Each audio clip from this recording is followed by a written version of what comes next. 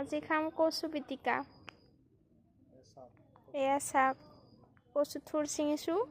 এয়া কচু পিটিকা খাম এয়া চাফা কৰি আছে চাই ল'ব আৰু কিবা পোক চোক থাকিব পাৰে কাটি দিব পাৰে কচু ঠাৰিটো খালে খাব পাৰে আপোনালোকৰ নিজৰ কথা আৰু আমাৰ ধৰক বেছি হয় সেইটো কাৰণে কাটি দিছোঁ আৰু এটা কলপাত নাপায় সেইটো কাৰণে আমি টিফিনত দিম সেইটো কাৰণে সৰু সৰুকৈ কাটি লৈছোঁ এতিয়া কলপাতত থাকিলে ধৰক ডাঙৰ কাটিলেও হয় এয়া টিফিনত দিম কি কৰিব আৰু উপায় নাই ইয়াতে কলপাত নাপায় যিহেতু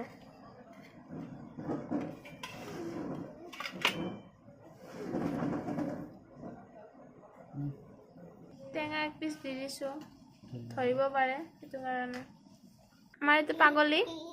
কি কৰিব আৰু এইটো ধৰি মাথা চাথা গৰম উঠি যায় মানে এয়া কচু পিটিকা যে কৈছিলোঁ ধুনীয়াকৈ হৈছে আকৌ আপোনালোকে ট্ৰাই কৰি চাবচোন একদম যদি খাই পোৱা নাই এনেকৈ ভোট জলকীয়া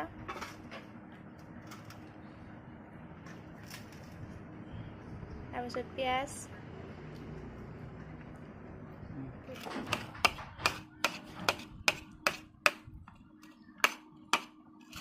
জলকীয়াটো আপোনালোকৰ মতে দি ল'ব তেল অকণমান দি দিব ভাজি ইফালে বুট ভাজিছে ইপিনে আকৌ আলু পিটিকা আমাৰ পিটিকা ৰেডি হ'ল এয়া চাওক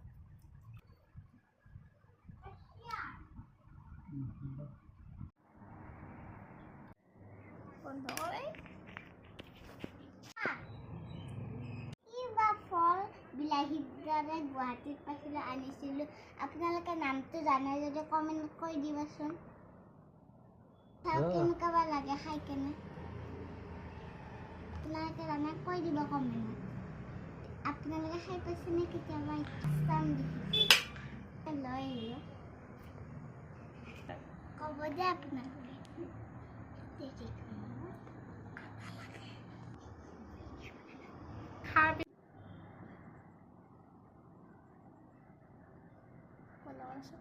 ভিতৰখন দে এনেকুৱা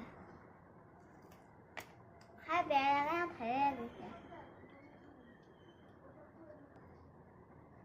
আপোনালোকে খাই কেনে ক'বচোন কমেণ্টত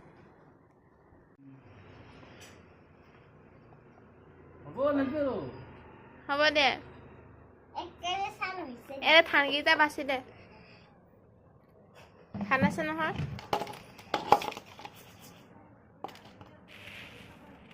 ছোৱালী মানে কাম কৰিব লাগে ন দেহা কাম নকৰিলে কি হয় কাম নকৰিলে ডাঙৰ হ'লে কাম কৰিব নোৱাৰি কি বুলি কয় তাকে তাকে কাম নকৰা ছোৱালী বেয়া বুলিও কয়